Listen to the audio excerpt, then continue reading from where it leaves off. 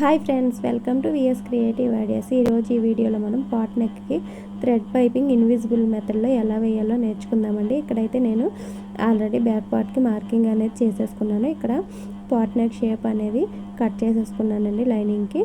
అలాగే సెంటర్లో కూడా సెపరేట్ చేసేసుకోవాలి. ఇలా సెపరేట్ చేసేసుకున్న తర్వాత ఇప్పుడు దీన్ని మనం ఒరిజినల్కి అయితే జాయిన్ చేసుకోవాలి. ఫస్ట్ దీనికి థ్రెడ్ పైపింగ్ అయితే వేసుకోవాలండి. ఈ థ్రెడ్ పైపింగ్ అనేది నేను ఇక్కడ సిల్వర్ కలర్ అయితే వేస్తున్నాను. ఈ థ్రెడ్ పైపింగ్ ఎలా రెడీ చేసుకోవాలి ఏంటి అనేది ఆల్రెడీ మన ఛానల్లో వీడియో ఉంది. ఒకసారి ఎవరికైనా కావాలంటే ఛానల్లో ఉంటుంది, ఒకసారి చూసేయండి. ఫస్ట్ ఇక్కడ మనం ఈ థ్రెడ్ పైపింగ్ని పాట్ నెక్కి ఇలా లైనింగ్కి అయితే జాయిన్ చేసుకోవాలి. ఇలా జాయిన్ చేసుకునేటప్పుడు ఇలా మూలలో నీడిల్ని క్లాత్ కిందకి దించుకొని చిన్న కట్ అయితే పెట్టుకోవాలండి. అప్పుడు మనకి థ్రెడ్ పైపింగ్ అనేది కర్వ్ షేప్ నీట్గా తిరుగుతుంది అనమాట. పర్ఫెక్ట్గా షేప్ అనేది వస్తుంది. తర్వాత మనకి ఇక్కడ కింద డ్రాప్ షేప్ లాగా వచ్చింది కదా, పాట్ షేప్ లాగా, అదైతే నీట్గా స్టిచ్ చేసుకోవాలి. ఇలా స్టిచ్ చేసుకునేటప్పుడు మనం ఖర్చు అనేది పైపింగ్ ఖర్చు అలాగే లైనింగ్ ఖర్చు సమానంగా పావించి ఉండేలా చూసుకోవాలి. మనం స్టిచ్ వచ్చేసి థ్రెడ్ పైపింగ్ పక్కనే వచ్చేలా స్టిచ్ చేసుకోవాలన్నమాట.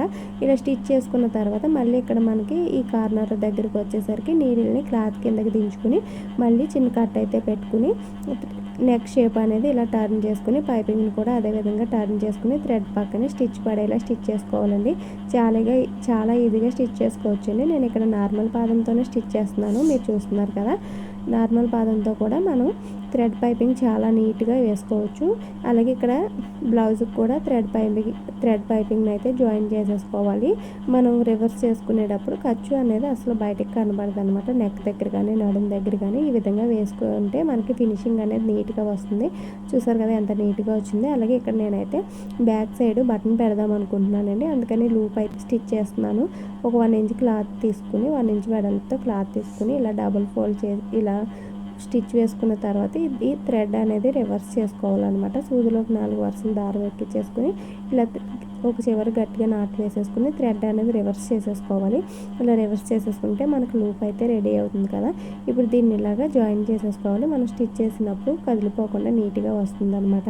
ఈ విధంగా స్టిచ్ చేస్తున్న లూప్ని మనం లైనింగ్ అనేది జాయిన్ చేసుకోవాలి. మీరు థ్రెడ్స్ కావాలంటే థ్రెడ్స్ కూడా పెట్టుకోవచ్చండి. ఇక్కడ చూసారు కదా, మనం ఇక్కడ థ్రెడ్ పైపింగ్ పైన మనం ఈ లూప్ అనేది జాయిన్ చేసుకోవాలి. మనం బ్లౌజ్ స్టిచ్ చేసేటప్పుడు లైనింగ్కి ఒరిజినల్ జాయిన్ చేసేటప్పుడు స్టిచ్ చేసుకోవచ్చు, లేదంటే ముందుగా కూడా స్టిచ్ చేసుకోవచ్చు.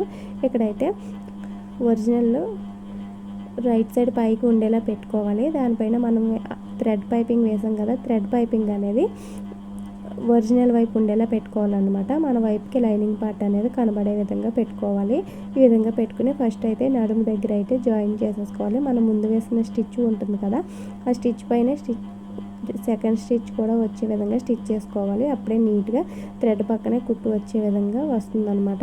ఇప్పుడు మనం ఇక్కడ ఈ క్లాత్ జరిగిపోకుండా పిన్నులు అయితే పెట్టేసుకోవాలి. అప్పుడే మనకి క్లాత్ అనేది జరిగిపోకుండా ముడతలు లేకుండా నీట్గా వస్తుందన్నమాట.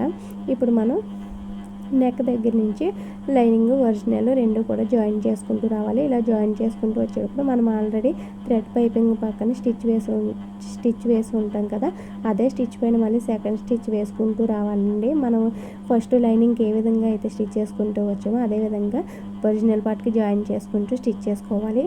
ఇలా స్టిచ్ చేసేటప్పుడు మనం కార్నర్ దగ్గర లూప్ అనేది పెట్టేసుకోవాలి. ఈ లూప్ పెట్టేటప్పుడు మన థ్రెడ్ పైపింగ్ పక్కన స్టిచ్ ఏ విధంగా అయితే స్టిచ్ చేసామో ఫస్ట్ టైం, సెకండ్ స్టిచ్ కూడా అదే విధంగా స్టిచ్ చేసుకోవాలి. లూప్ దగ్గర కొంచెం స్ట్రాంగ్గా స్టిచ్ అనేది వేసుకోవాలన్నమాట, ఊడిపోకుండా.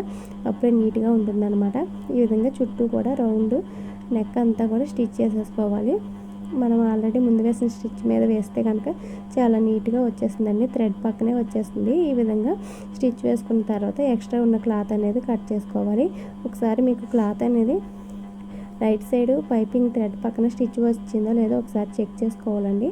ఒకవేళ స్టిచ్ కనుక థ్రెడ్ పక్కన రానట్టయితే మళ్ళీ ఇంకొకసారి స్టిచ్ వేసుకుని రివర్స్ చేసుకోవాలి.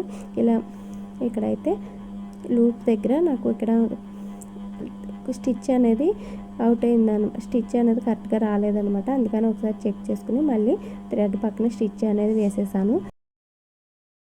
ఇలా వేసేసిన తర్వాత అక్కడక్కడ చిన్న చిన్న కట్స్ అనేవి పెట్టుకోవాలి రౌండ్స్ తిరిగే చోట.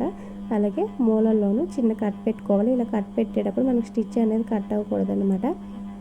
ఇలా కట్ పెట్టేసుకుని రివర్స్ చేసేసుకోవాలి. చూసారు కదా ఎంత నీట్గా వచ్చిందో థ్రెడ్ పైపింగ్ అనేది. మనకి ఎక్కడ షేప్ అనేది అవుట్ అవ్వదండి.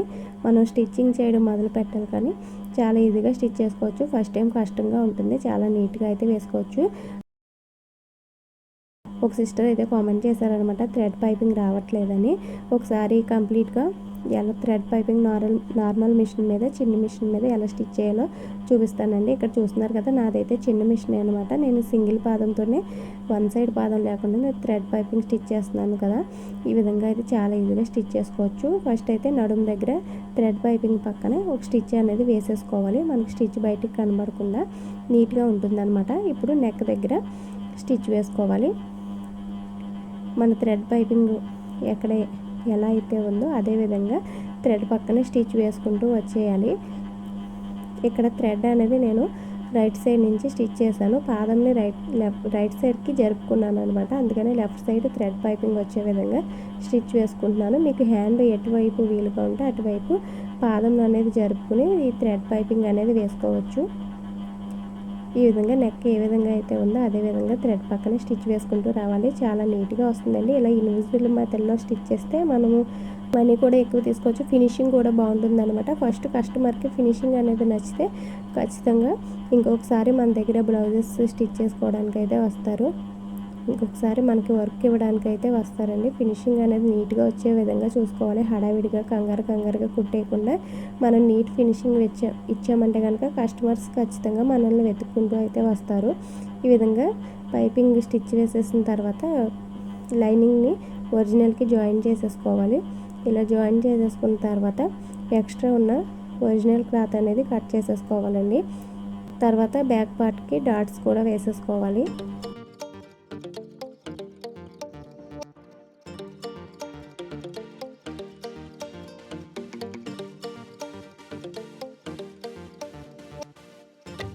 ఇలా చుట్టూ కూడా ఎక్స్ట్రా ఉన్న క్లాత్ అనేది కట్ చేసేసుకోవాలి.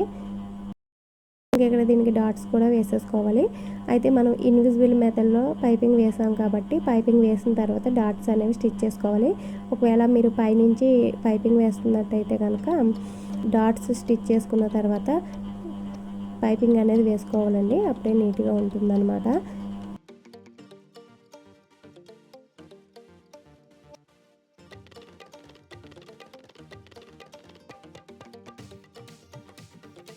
ఈ విధంగా బ్యాక్ పార్ట్కి డాట్స్ వేసేసుకున్నాం కదా. మనకి ఇలా పాట్ నెక్ అయితే రెడీ అయిపోయింది. ఇక్కడ మనం పైన లూప్ పెట్టాం కదా, ఇంకొక సైడ్ బటన్ స్టిచ్ చేసేసుకుంటే సరిపోతుంది. చూసారు కదా ఎంత నీట్గా వచ్చిందో. వీడియో నచ్చితే లైక్ చేయండి. ఛానల్ ఫస్ట్ టైం చూసినట్టయితే సబ్స్క్రైబ్ చేసుకోండి. Thank you for watching.